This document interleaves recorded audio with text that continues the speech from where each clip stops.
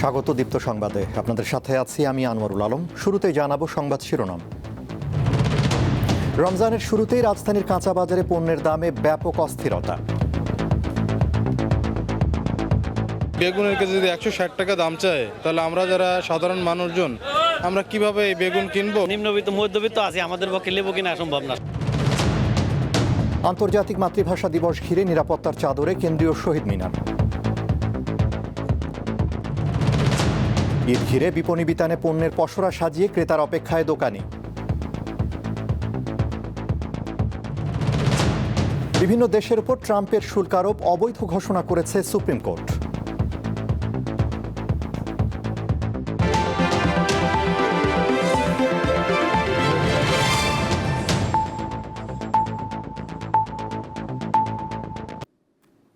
এবারে বিস্তারিত।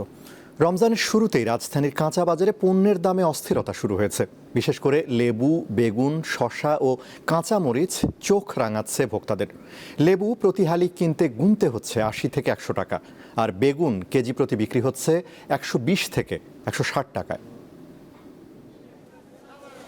রমজান আসলে নিত্যপণ্যের দাম বাড়ার চিত্র পুরনো, এবারও তার ব্যতিক্রম হয়নি। বিশেষ করে ইফতারের প্রয়োজনীয় পণ্য লেবু, বেগুন, শসা ও কাঁচামরিচের দাম আকাশচুম্বী। রোজা শুরুর আগেই বেড়ে যাওয়া এসব পণ্যের দাম কিছুতেই নিয়ন্ত্রণে আসছে না। বাজার ঘুরে দেখা গেছে বিক্রেতারা নানা অজুহাতে ক্রেতাদের পকেট কাটছেন। প্রতিহালি লেবু ৮০ থেকে ১০০ টাকা এবং বেগুন প্রকারভেদে ১২০ থেকে ১৬০ টাকায় পাওয়া যাচ্ছে। এছাড়া শসা বিক্রি হচ্ছে ১০০ থেকে ১২০ টাকা দরে। মৌসুম পরিবর্তনে সবজির সরবরাহ কম ও রোজার চাহিদা বেশি হওয়ায় দাম বৃদ্ধির অন্যতম কারণ বলে জানান বিক্রেতারা। যে সমস্ত সবজি রমজান মাসে আসার কথা সে সমস্ত সবজি ভরপুর এখনো না। বেগুন বিক্রি করছে ১০০ থেকে ১২০ টাকা ভালোগুলা, আবার গোলগুলা ৭০-৮০ টাকার ভিতরে। লেবু হলো আপনার ৮০ টাকা আলি আর হলো ৭০ টাকা আলি। মরিচ আছে ২০০ টাকা কেজি আছে, ১৬০ টাকা কেজি আছে, ১০০ টাকা কেজিও আছে। পণ্যের দামে নাভিশ্বাস নিম্ন ও মধ্যবিত্ত আয়ের মানুষের। এ নিয়ে হতাশা আর ক্ষোভ প্রকাশ করেন তারা। রমজান মাসে আজকে এই যে বাজার করতে এসে বেগুনের কেজি যদি 160 টাকা দাম চায়, তাহলে আমরা যারা সাধারণ মানুষজন আমরা কিভাবে এই বেগুন কিনবো কিংবা অন্যান্য তরিতরকারি কিনবো? বাজার যদি ঠিকঠাক করে মনিটরিং না করতে পারে, তাহলে আমাদের মতো লোকদের যারা আমরা চাকরিজীবী তাদের আসলে এই সার্ভাইভ করা অনেক কঠিন হয়ে যাবে। নিম্নবিত্ত মধ্যবিত্ত আছে, আমাদের পক্ষে লেবু কিনা সম্ভব না। ৭০ টাকা, ৮০ টাকা, ১০০ টাকা হালি লেবু, এটা তো অসম্ভব। বাজারে সরবরাহ মোটামুটি আছে, কিন্তু তারপরেও সিন্ডিকেট করে এরা বাড়িয়ে দিতেছে। রমজান আসছে, রমজান উপলক্ষে সবকিছু দাম বাড়ে যায়। আমার কাছে সরবরাহের সাথে কোনো সম্পর্ক নেই মনে হয়। এটা আমাদের সামাজিক কারণেই এটা হয়। এক এক সময় এক একটা জিনিসের প্রতি আমাদের কাস্টমারদেরও কিছু দোষ আছে, আর বিক্রেতাদেরও কিছু আগ্রহ আছে, অর্থাৎ বেশি মুনাফা করার। সেই কারণে এই উল্টোপাল্টা হয়। পণ্যের দাম নিয়ন্ত্রণে প্রতিনিয়ত বাজার তদারকির দাবি ভুক্তভোগীদের। আলোয়ান খান, দীপ্ত সংবাদ, ঢাকা। মহান শহীদ দিবস ও আন্তর্জাতিক মাতৃভাষা দিবসকাল শ্রদ্ধা ও ভালোবাসায় আজ রাত ১২টা ১ মিনিটে কেন্দ্রীয় শহীদ মিনারে পুষ্পস্তবক অর্পণের মধ্য দিয়ে দিবসের কর্মসূচি শুরু হবে। শ্রদ্ধা জানাবেন রাষ্ট্রপতি ও প্রধানমন্ত্রী সহ সর্বস্তরের মানুষ। এজন্য শহীদ মিনার এলাকায় নেওয়া হয়েছে কড়া নিরাপত্তা ব্যবস্থা। কেন্দ্রীয় শহীদ মিনারে রং তুলিতে আলপনার কাজ, দেয়াল লিখন, গ্রাফিতি আঁকার কাজ শেষ। প্রস্তুত শ্রদ্ধা নিবেদন পর্বের জন্য। দিবসটি নির্বিঘ্নে উদযাপনে নেওয়া হয়েছে কয়েক স্তরের নিরাপত্তা ব্যবস্থা। শুক্রবার সকালে র্যাব, পুলিশের পক্ষ থেকে পুরো এলাকা রেকি করা হয়। খুঁজে দেখা হয় কোথাও কোনো ফাঁক যেন না থাকে। রাতে ২১-এর প্রথম প্রহরে কেন্দ্রীয় শহীদ মিনারে রাষ্ট্রীয়ভাবে প্রথমে শ্রদ্ধা জানাবেন রাষ্ট্রপতি মোহাম্মদ শাহাবুদ্দিন, এরপর প্রধানমন্ত্রী তারেক রহমান। রাষ্ট্রের সর্বোচ্চ পর্যায়ে শ্রদ্ধা নিবেদনের পর শহীদ মিনার খুলে দেওয়া হবে সর্বস্তরের জনগণের জন্য। নিরাপত্তার বিষয়টি পর্যবেক্ষণ করে র্যাবের মহাপরিচালক জানান, কোনো হুমকি নেই আন্তর্জাতিক মাতৃভাষা দিবস পালন ঘিরে। পুরো এলাকাটা কি আমরা ৬৪টি ক্যামেরার মাধ্যমে এটা আপনার সিসিটিভির আওতায় নিয়ে এসেছি। আমরা আশা করি যে পরিমাণ নিরাপত্তা ব্যবস্থা আমরা গ্রহণ করেছি, তা আমরা নিরাপত্তার সাথে নিরাপদেই এই অনুষ্ঠানটি সম্পন্ন করতে পারবো। ঢাকা মহানগর পুলিশের পক্ষ থেকেও নিরাপত্তার স্বার্থে নানা ধরনের পদক্ষেপ নেওয়া হয়েছে। সন্ধ্যা 7টার পর থেকে ঢাকা বিশ্ববিদ্যালয় এলাকায় যানবাহন চলাচলে কড়াকড়ি আরোপ করা হয়েছে। শহীদ মিনারে প্রবেশের ক্ষেত্রে নির্দিষ্ট সড়ক ব্যবহার করতে হবে। শহীদ মিনারে শ্রদ্ধা নিবেদনের জন্য পলাশীর মোড়, জগন্নাথ হল ক্রসিং, শহীদ মিনার এই রুট অনুসরণের জন্য সর্বসাধারণকে অনুরোধ করা হলো। এর বাইরে অন্য কোনো রাস্তা দিয়ে শহীদ মিনারে প্রবেশ করা যাবে না। শৃঙ্খলা ও নিরাপত্তার স্বার্থে এটি সবাইকে মেনে চলতে হবে। 1952 সালের 21শে ফেব্রুয়ারিতে বাংলাকে রাষ্ট্রভাষা করার দাবিতে তৎকালীন পূর্ব পাকিস্তানের ছাত্র ও যুব সমাজ শাসক গোষ্ঠীর জারি করা 144 ধারা উপেক্ষা করে রাজপথে নেমে আসে। মাতৃভাষার মর্যাদা রক্ষায় আন্দোলনরত ছাত্র জনতার মিছিলে পুলিশ গুলি চালালে সালাম, জব্বার, শফিক, বরকত ও রফিক সহ নাম না জানা আরও অনেকে শহীদ হন। তাদের সেই আত্মত্যাগী বর্তমানে বিশ্বজুড়ে ভাষাপ্রেম ও অধিকার আদায়ের প্রতীক হয়ে দাঁড়িয়েছে। দিলশাদানি, দীপ্ত সংবাদ, ঢাকা। দর্শক, আন্তর্জাতিক মাতৃভাষা দিবস উপলক্ষে কেন্দ্রীয় শহীদ মিনারে চলছে ভাষা শহীদদের প্রতি শ্রদ্ধা জানানোর প্রস্তুতি। সেখানে রয়েছেন সহকর্মী রুবায়েত হাসান। চলে যাচ্ছি তার কাছে। রুবায়েত, কেন্দ্রীয় শহীদ মিনারের এই মুহূর্তের অবস্থা আমাদের জানান।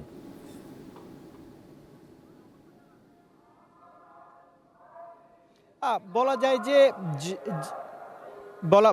যায় যে ভাষা শহীদদের বিনম্র শ্রদ্ধায় জাতি স্মরণ করবার জন্য যে আয়োজন, তার জন্য পুরো প্রস্তুতি রয়েছে কেন্দ্রীয় শহীদ মিনারে। নিরাপত্তার চাদরে একদম মুড়িয়ে ফেলা হয়েছে ঢাকা বিশ্ববিদ্যালয়ের আশপাশের এলাকা। ডিএমপি বলছে 15,000 নিরাপত্তা বাহিনীর সদস্য আসলে এই দিবসটি ঘিরে মাঠে রয়েছে।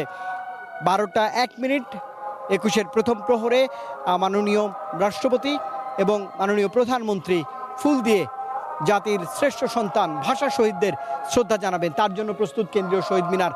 লাল যে সূর্যটা আপনি দেখতে পাচ্ছেন আনোয়ার, একদমই কেন্দ্রীয় শহীদ মিনারের রং তুলিতে আচড়ে একদম নতুন রাঙিয়ে তোলা হয়েছে। যে নিরাপত্তার বলয়, তাতে কিন্তু এক ধরনের শোক রয়েছে আয়োজন ঘিরে। জাতির এই শ্রেষ্ঠ ভাষা শহীদদের জন্যই আসলে আমরা আন্তর্জাতিক স্বীকৃতি অর্জন করেছি, বাংলায় কথা বলছি। এই আয়োজন ঘিরে ঢাকা বিশ্ববিদ্যালয় কর্তৃপক্ষ পর্যাপ্ত আয়োজনে বলা যায় যে রং তুলির ছটা আয়োজনকে রাঙাতে যা যা করা প্রয়োজন তাই করেছে। শহীদদের স্মরণে বলা যায় পুরোপুরি প্রস্তুত এই মুহূর্তে কেন্দ্রীয় শহীদ মিনার। আইনশৃঙ্খলা রক্ষাকারী বাহিনীর নিরাপত্তার খানিকটা বাড়াবাড়ি রয়েছে, তবে যেহেতু রাষ্ট্রের গুরুত্বপূর্ণ ব্যক্তিবর্গ, মন্ত্রী পরিষদ বিভাগের সদস্য, বিরোধী দলীয় নেতা সহ রাষ্ট্রের গুরুত্বপূর্ণ ব্যক্তিরা কিছুক্ষণের মধ্যে অর্থাৎ প্রথম প্রহরে শহীদদের শ্রদ্ধা জানাবেন। এরই মধ্যে প্রধানমন্ত্রী রাষ্ট্রপতি বাণী দিয়েছেন এবং তারা বলছেন বাংলাদেশের গণতান্ত্রিক মূল্যবোধ, জনগণের অধিকার, সমতা প্রতিষ্ঠাই ছিল 21-এর মূল চেতনা। যদিও পবিত্র রমজান মাস চলছে, তবে ঢাকা বিশ্ববিদ্যালয়ের যে কয়টি পথ এসে কেন্দ্রীয় শহীদ মিনারে মিলেছে, আইনরক্ষাকারী বাহিনীর যে নিরাপত্তা বেষ্টনী বা বলয় রয়েছে, তার বাইরে কিন্তু মানুষের এক ধরনের উৎসুক মানুষ যারা শোক জানাবেন, শহীদদের যারা ফুল দিয়ে শ্রদ্ধা জানাবেন, তারা কিন্তু ধীরে ধীরে আসতে শুরু করেছেন, বিভিন্ন পয়েন্টে জড়ো হতে শুরু করেছেন। রাষ্ট্রের গুরুত্বপূর্ণ ব্যক্তিরা যখন চলে যাবেন, তারপরে আসলে সর্বস্তরের মানুষের জন্য ভাষা শহীদদের শ্রদ্ধা জানানোর এই আয়োজনটি উন্মুক্ত হয়ে যাবে। তাই বলাই যাচ্ছে 21শে ফেব্রুয়ারির যে মূল চেতনা, সেটিকে ধারণ করে বাঙালি আসলে প্রস্তুত ভাষা শহীদদের শ্রদ্ধা জানাবার জন্য। তো সবশেষ গান বাজানো হচ্ছে, যে কালজয়ী গান, সেই গানগুলো বাজানো হচ্ছে এবং পুরো এলাকা জুড়ে কেন্দ্রীয় শহীদ মিনারের দেয়ালে বাংলা ভাষার আঁচড় এবং লেখা রয়েছে, রং তুলির ছোঁয়ায় সেগুলো ফুটিয়ে তোলা হয়েছে কয়েকদিন ধরে। তো আয়োজন প্রস্তুত, ভাষা শহীদদের শ্রদ্ধা জানানোর জন্য জাতিও প্রস্তুত। কিছুক্ষণের মধ্যেই সেখানে রাষ্ট্রের গুরুত্বপূর্ণ ব্যক্তিরা আসবেন এবং ফুল দিয়ে ভাষা শহীদদের প্রতি শ্রদ্ধা জানাবেন, যেই অর্জন আন্তর্জাতিক পর্যায়েও স্বীকৃতি মিলেছে বাংলা ভাষার জন্য। তো আনোয়ার, এই ছিল এখন পর্যন্ত এখানকার সর্বশেষ পরিস্থিতি। জি রুবায়েত, আপনাকে ধন্যবাদ। কেন্দ্রীয় শহীদ মিনার থেকে জানাচ্ছিলেন আমাদের সহকর্মী রুবায়েত হাসান। প্রধানমন্ত্রী তারেক রহমান বলেছেন, গণতান্ত্রিক মূল্যবোধ, জনগণের অধিকার ও সমতা প্রতিষ্ঠায় ছিল ২১-এর মূল চেতনা। আজ মহান শহীদ দিবস ও আন্তর্জাতিক মাতৃভাষা দিবস ২০২৬ উপলক্ষে দেওয়া এক বাণীতে তিনি কথা বলেন। প্রধানমন্ত্রী বলেন, এ চেতনা ধারণ করে দীর্ঘ লড়াই সংগ্রাম পার হয়ে দেশে গণতন্ত্র পুনঃপ্রতিষ্ঠিত হয়েছে। গণতন্ত্রের এই অগ্রযাত্রাকে সুসংহত করতে বর্তমান সরকার প্রতিশ্রুতিবদ্ধ। তারেক রহমান বলেন, আজকের এই দিনে তিনি গভীর শ্রদ্ধার সঙ্গে ১৯৫২ সালের ভাষা আন্দোলনের সকল শহীদকে স্মরণ করেন।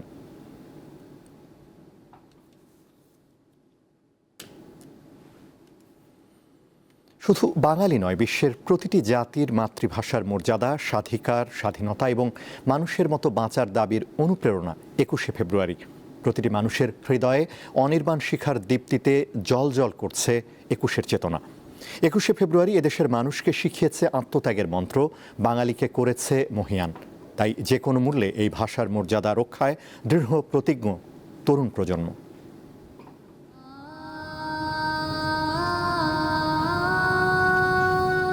এই শহীদ মিনার বাঙালির স্বকীয়তা ও গৌরবের প্রতীক হয়ে দাঁড়িয়ে আছে। এর প্রতিষ্ঠায় মাতৃভাষার মর্যাদা আদায়ে প্রাণ বিসর্জনে ক্ষণিকের জন্য কার্পণ্য করেননি এদেশের মুক্তিকামী বীর যোদ্ধারা।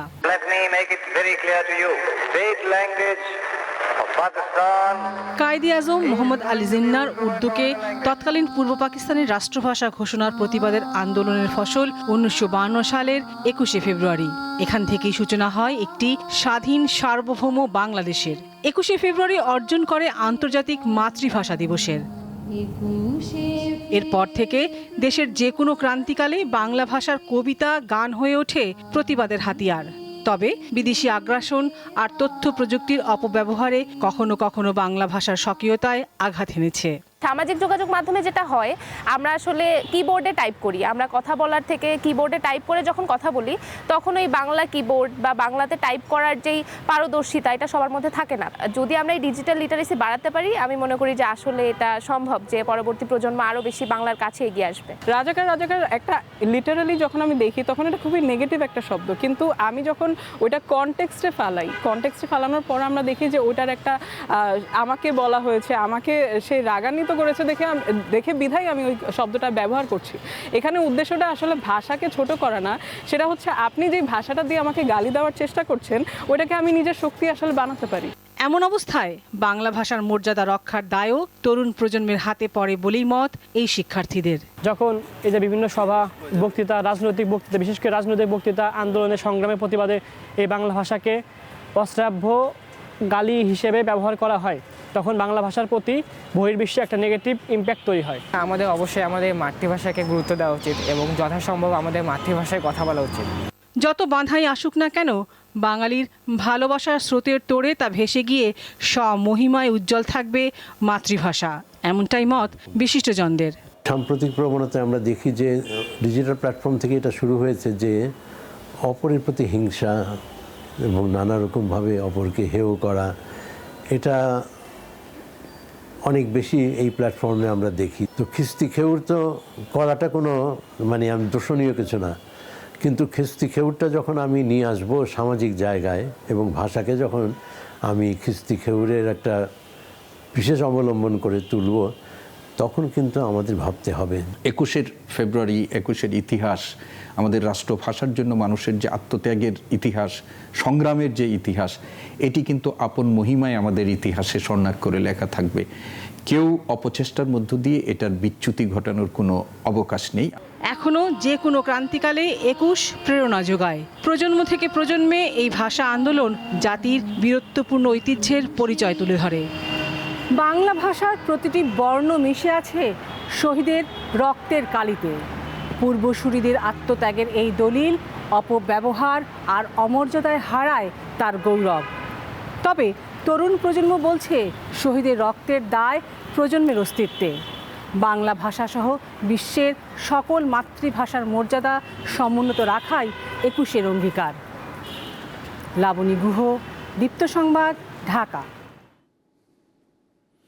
চর্চা রক্ষণাবেক্ষণের অভাবে হারিয়ে যাচ্ছে শেরপুরের সীমান্তবর্তী ক্ষুদ্র নৃগোষ্ঠীর মাতৃভাষা। তাই বাংলা ভাষার পাশাপাশি জনপদটির মানুষের মাতৃভাষা রক্ষায় পদক্ষেপ নেওয়ার দাবি স্থানীয়দের। অবশ্য আন্তর্জাতিক মাতৃভাষা ইনস্টিটিউটের পরিচালক জানান, তারা সব ভাষা রক্ষায় কাজ করছেন। শেরপুর সীমান্তে গারো, হাজং, কোচ ও ডালু সহ কয়েকটি ক্ষুদ্র নৃগোষ্ঠীর মানুষের বসবাস। নিম্ন আয়ের এসব মানুষের প্রতিনিয়ত বন্য হাতি, পাহাড়ি জীবজন্তু আর প্রকৃতির সাথে লড়াই করে বেঁচে থাকতে হয়, কিন্তু নানা কারণে তাদের মাতৃভাষা রক্ষা করা কঠিন হয়ে পড়েছে। 2017 শিক্ষাবর্ষ থেকে দেশের ক্ষুদ্র নৃগোষ্ঠীর শিশুদের জন্য মাতৃভাষায় পাঠ্য বই বিতরণ শুরু হয়, কিন্তু এবছর নৃগোষ্ঠীর শিশুদের জন্য মাতৃভাষার বইয়ের দেখা মেলেনি। এ অবস্থায় তাদের মাতৃভাষা রক্ষায় কার্যকর পদক্ষেপ নেওয়ার দাবি সংশ্লিষ্টদের। যেভাবে আমাদের এই ভাষার অস্তিত্বকে রক্ষা করার জন্য উদ্যোগ নিয়েছে, বর্তমান যে নতুন সরকার নির্বাচিত হয়েছে, আমরা আশা করি এই সরকারও আমাদের মাতৃভাষাকে বাঁচিয়ে রাখার জন্য নতুনভাবে উদ্যোগ গ্রহণ করুক। আমাদের কুচ জাতির নিজস্ব মাতৃভাষা আছে, এই মাতৃভাষা রক্ষার্থে আমাদের সবাইকে এগিয়ে আসতে হবে। আমাদের এই ভাষার মাঝে আমাদের একটাই অনুরোধ, আমরা বাংলাদেশ সরকারের কাছে আমাদের এই কুচ ভাষাটাকেও যাতে টিকিয়ে রাখা যায়, এই পদক্ষেপ যাতে নেওয়া হয়। বেসরকারি প্রতিষ্ঠান কারিতাস ভাষা নিয়ে কাজ করলেও তা পর্যাপ্ত নয় জানিয়ে সরকারকে এ বিষয়ে পদক্ষেপ নেওয়ার দাবি সংশ্লিষ্টদের। ভাষা সংরক্ষণের জন্য আমরা মনে করেছি যে এটা খুবই ভালো একটি দুর্দান্ত একটি পদক্ষেপ, এবং এই পদক্ষেপের মাধ্যমে আমরা আমাদের ছেলেমেয়েদেরকে নিজস্ব ভাষায় শিক্ষা দান করতে পারছি, এবং আমাদের সাথে সামিল হয়ে এবং আমাদের ভাষা সংরক্ষণের জন্য আমাদের বর্তমান যে সরকার, সে কাজ করবে, অবশ্যই আমাদের ভাষা স্বীকৃতি দিবে এবং ভাষা সংরক্ষণের জন্য আমাদেরকে বিভিন্নভাবে সহযোগিতা করবে। বেশ কয়েকটা এনজিও আসলে ছোটখাটো কাজ করছে এই ভাষা সংরক্ষণ করার জন্য। তবে আমাদের শুধুমাত্র সামাজিক উদ্যোগ নয় এবং কোনো এনজিও উদ্যোগ নয়, আমাদের এই বৃহৎ সংস্কৃতি, আমাদের এই ভাষাটাকে সংরক্ষণ করার জন্য সরকারের পৃষ্ঠপোষকতা দরকার বলে আমি মনে করি। দেশের পাশাপাশি সারা পৃথিবীর ভাষা নিয়ে কাজ করার কথা জানান আন্তর্জাতিক মাতৃভাষা ইনস্টিটিউটের পরিচালক। এই ভাষাগুলো যাতে হারিয়ে না যায়, সেই জন্য ওই জনগোষ্ঠীর কমিউনিটিকে সচেতন করা এবং ওই কমিউনিটির যারা প্রভাবশালী বা পার্শ্ববর্তী যে ভাষা আছে সেই ভাষায় যারা আছে কথা বলে, তাদেরকে সচেতন করে তোলা, ওই ভাষার মর্যাদা বৃদ্ধি করা। দেশের মোট 46টি ভাষার মধ্যে ক্ষুদ্র নৃগোষ্ঠীর ভাষা 40টি, এর মধ্যে 14টি ভাষা বিপন্নের পথে। সঞ্জিদা প্লাবনী, দীপ্ত, বার্তা কক্ষ। বাংলাদেশের প্রধানমন্ত্রী তারেক রহমানের সঙ্গে আজ ভিডিও কলে কথা বলেছেন মালয়েশিয়ার প্রধানমন্ত্রী আনোয়ার ইব্রাহিম। এ সময় তিনি তারেক রহমানকে মালয়েশিয়া সফরের আমন্ত্রণ জানিয়েছেন। নিজের ভেরিফাইড ফেসবুক পেজে দেওয়া এক স্ট্যাটাসে মালয়েশিয়ার প্রধানমন্ত্রী জানান, সদ্য অনুষ্ঠিত নির্বাচনে বিপুল জনসমর্থন নিয়ে বিজয়ী হওয়ায় বাংলাদেশের নতুন প্রধানমন্ত্রী তারেক রহমানকে অভিনন্দন জানাতে তিনি কথা বলেছেন। শান্তিপূর্ণ ও সুশৃঙ্খলভাবে গণতান্ত্রিক প্রক্রিয়া সম্পন্ন করায় বাংলাদেশের জনগণের প্রশংসা করেন আনোয়ার ইব্রাহিম। তিনি বলেন, দ্বিপক্ষীয় সম্পর্ক আরও শক্তিশালী করতে মালয়েশিয়া বাংলাদেশের নতুন নেতৃত্বের সঙ্গে ঘনিষ্ঠভাবে কাজ করতে চায়।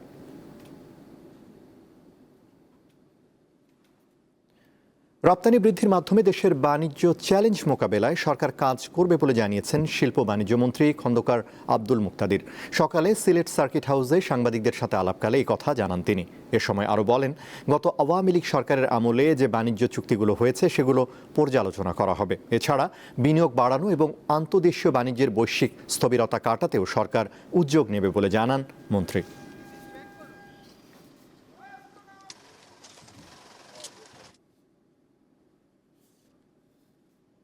কোনো বিনিয়োগকারী অস্থিতিশীল একটা পরিবেশে তার বিনিয়োগ নিয়ে এগিয়ে আসবে না। তো বিনিয়োগকে আবার ফেরত আনা, দেশের এবং দেশের বাইরের মানুষের আস্থা অর্জন করা, বিনিয়োগকারীদের আস্থা অর্জন করা, সেই সহায়ক পরিবেশ তৈরি করা, আমাদের যে পাইলড আপ আনএমপ্লয়েড পিপুল তাদেরকে আবার কাজের মধ্যে ফেরত আনা। তারপরে এখন সারা বিশ্বে ইউএস টেরিফ রেজিমের হঠাৎ ওলট পালটের কারণে যে একটা বৈশ্বিক স্থবিরতা আন্তর্দেশীয় বাণিজ্যে, সেটার সাথে আমাদের উত্তরণের জন্য যে পদক্ষেপগুলো নেওয়া দরকার সেগুলি অনেকগুলি চ্যালেঞ্জ। শিগগিরই সরকার দেশব্যাপী খাল খনন কার্যক্রম শুরু করবে বলে জানালেন পানি সম্পদ মন্ত্রী শহীদ উদ্দিন চৌধুরী অ্যানি। সকালে লক্ষ্মীপুর সার্কিট হাউসে জেলা প্রশাসন, পুলিশ ও পানি উন্নয়ন বোর্ডের কর্মকর্তাদের সঙ্গে মত বিনিময় সভা শেষে সাংবাদিকদের কথা বলেন তিনি। জানান, মন্ত্রিসভার বৈঠকে প্রধানমন্ত্রী সারা দেশের আইন শৃঙ্খলা পরিস্থিতির উন্নতি ও রমজানে দ্রব্যমূল্য নিয়ন্ত্রণে রাখার পাশাপাশি এলাকার উন্নয়নে কাজ করার নির্দেশ দিয়েছেন। এ সময় লক্ষ্মীপুরে নদী ভাঙন রোধে প্রয়োজনীয় ব্যবস্থা নেওয়ার আশ্বাস দেন পানি সম্পদ মন্ত্রী।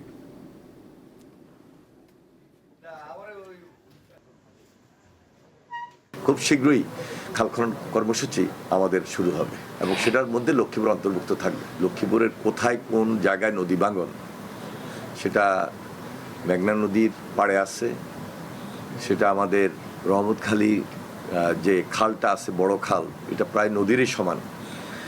আমরা প্রত্যেকটা জায়গায় ওই ফিজিবিলিটি স্টাডির মাধ্যমে আমরা সেটাকে সমাধান করার লক্ষ্যে কাজ করার জন্য উদ্যোগ নিয়েছি। ইনশাল্লাহ সবকিছু মিলে আমরা একটা সুন্দর লক্ষ্মীপুর যেন গড়ে তুলতে পারি। এবারে আরএফএল ওয়ার ড্রপ ঈদ বাজার।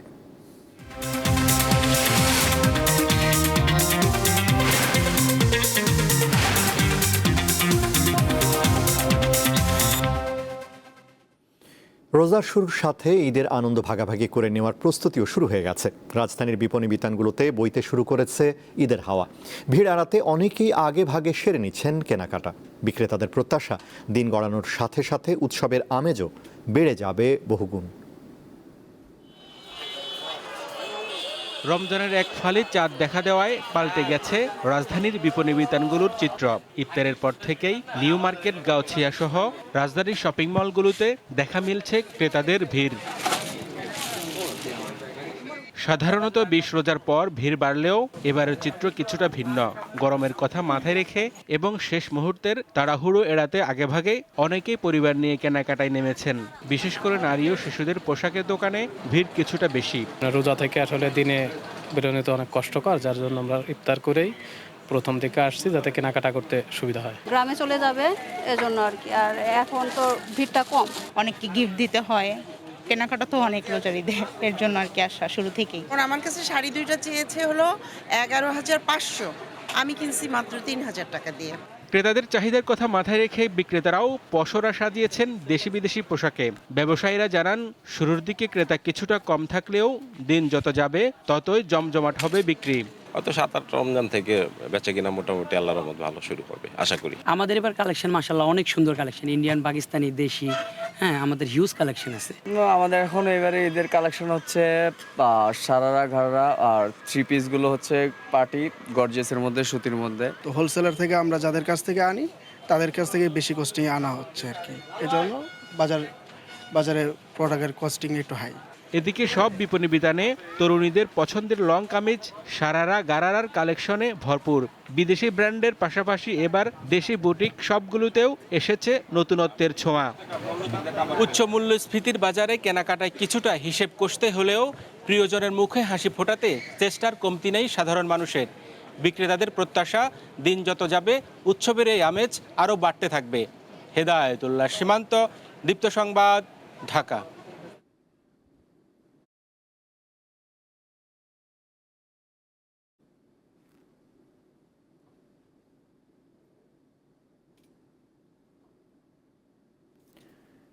বিভিন্ন দেশের পণ্যের উপর যুক্তরাষ্ট্রের প্রেসিডেন্ট ডোনাল্ড ট্রাম্পের শুল্ক আরোপের সিদ্ধান্ত অবৈধ ঘোষণা করেছে দেশটির সুপ্রিম কোর্ট।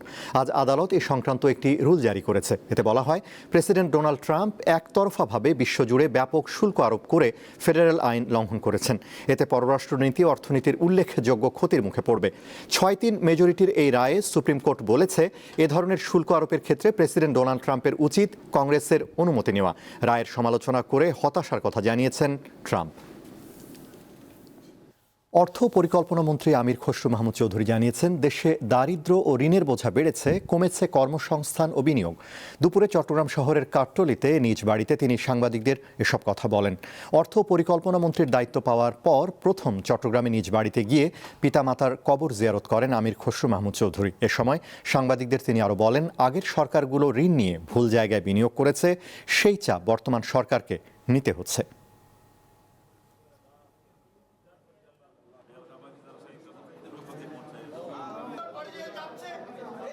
যেখানে এখন দারিদ্রতা বাড়ছে, ইন্ডিকেটরগুলো যেভাবে দেখাচ্ছে, মানদণ্ড যেখানে দেখাচ্ছে দারিদ্রতা বাড়ছে, বিনিয়োগ কমছে, কর্মসংস্থান কমে যাচ্ছে, প্রাইভেট সেক্টর মূলধনের আমদানি কমিয়ে দিয়েছে, এগুলো সব মিলে অর্থনীতি খুব একটা খারাপ অবস্থায় আছে। এবং এখান থেকে উত্তরণের জন্য যে বিষয়গুলো সেগুলো আমাদের প্রোগ্রামে আমরা আগে দিয়েছি, এগুলো আবার আমি নতুন করে বলতে চাই না। ঋণ নিয়েছে, ভালো প্রজেক্টে বিনিয়োগ না করে লুটপাটের প্রজেক্ট করেছে এবং এই টাকাগুলো বাইরে চলে গেছে। সুতরাং যে জিনিসটা নাই সেটার দায় এখন পরিশোধ করতে হবে এই সরকার। পুড়িয়ে দেওয়া প্রথম আলো পত্রিকা ভবনে আলো শিরোনামে চলছে ব্যতিক্রমী শিল্পকর্ম প্রদর্শনী। এতে তুলে ধরা হয়েছে সংঘবদ্ধ উগ্রবাদীদের বর্বরতার চিত্র।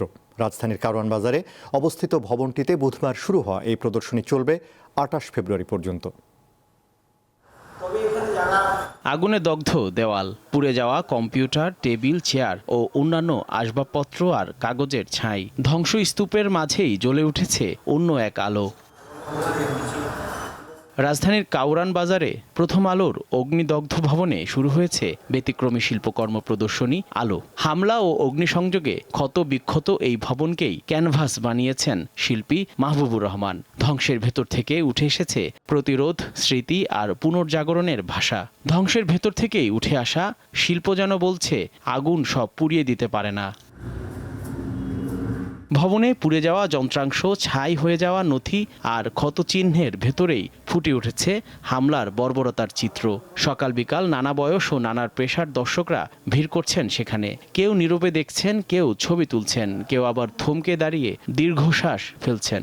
ধ্বংসের নির্মমতা থেকে কিভাবে একটা শিল্পের সৌন্দর্য আমরা দেখতে পারি, সেটা অনুভব করতে পারি, সেটা একটু দেখার জন্য এসেছি। চেতন গণমাধ্যমের উপর হামলাতেই নিন্দা জানাই, কারণ এটা আপনার তারই কণ্ঠ চেপে ধরা, তারই সত্য প্রকাশে বাধা দেওয়া, এটা এই হিসাবে আমি দেখি।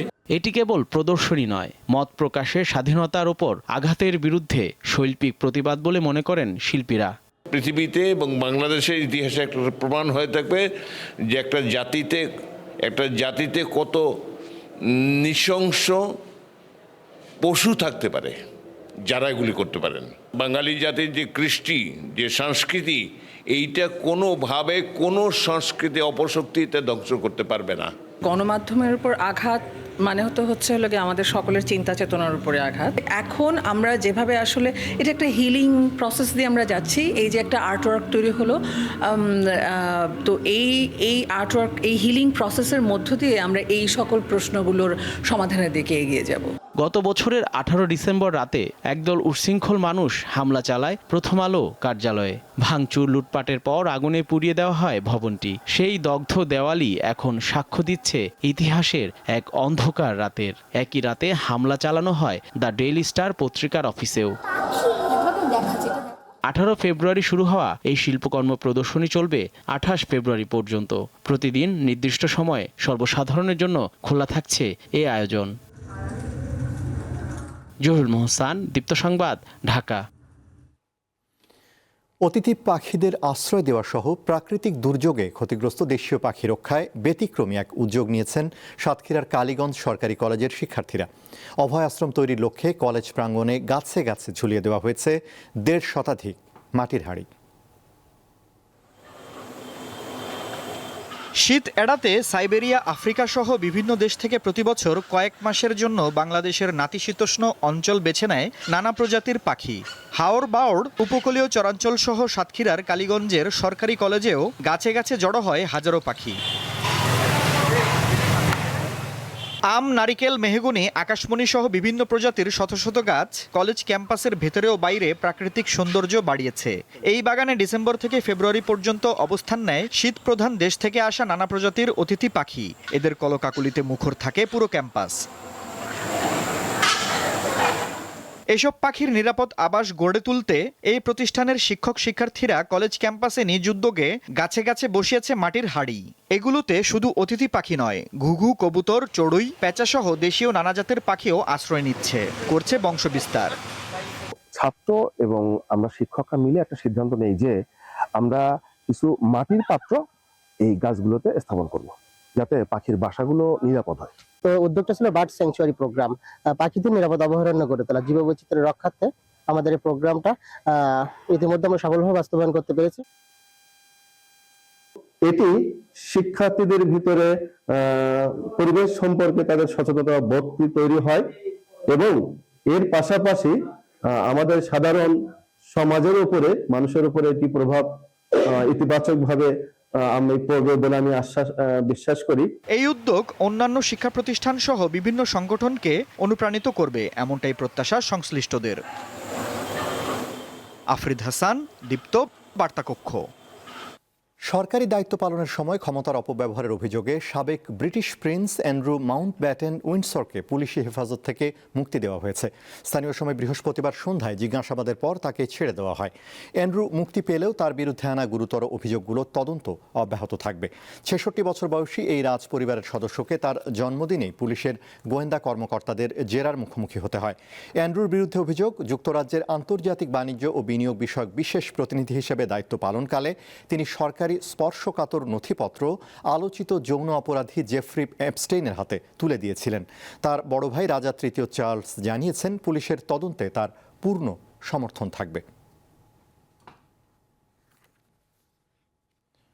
আগামী 10 দিনের মধ্যে পারমাণবিক কর্মসূচি নিয়ে চুক্তি না করলে ইরানে হামলার হুমকি দিয়েছেন যুক্তরাষ্ট্রের প্রেসিডেন্ট ডোনাল্ড ট্রাম্প। স্থানীয় সময় বৃহস্পতিবার ওয়াশিংটনে নবগঠিত বোর্ড অব পিসের উদ্বোধনী সভায় ট্রাম্প এই হুঁশিয়ারি দেন। বলেন, তেহরানকে একটি অর্থবহ চুক্তিতে আসতে হবে, অন্যথায় ভয়াবহ কিছু ঘটবে।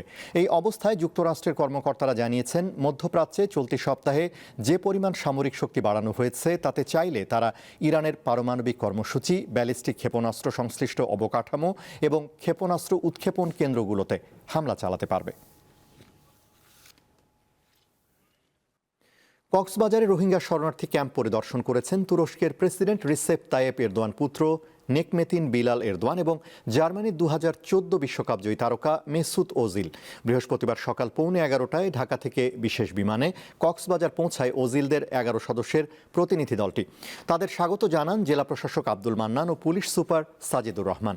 পরে তারা কক্সবাজারের শরণার্থী ত্রাণ ও প্রত্যাবাসন কমিশনার কার্যালয় পরিদর্শন করেন। এছাড়া সংশ্লিষ্ট সরকারি কর্মকর্তা এবং রোহিঙ্গা ক্যাম্পে কর্মরত তুরস্কের বিভিন্ন সংস্থার প্রতিনিধিদের সাথে মত বিনিময় করেন। রোহিঙ্গাদের নিয়ে আয়োজিত একটি প্রদর্শনী ফুটবল ম্যাচে অংশ নেন ওজিল। পরে বিলাল এরদোয়ান ও জার্মান তারকা ওজিল সহ সকলে রোহিঙ্গা শরণার্থীদের সাথে ইফতার করেন।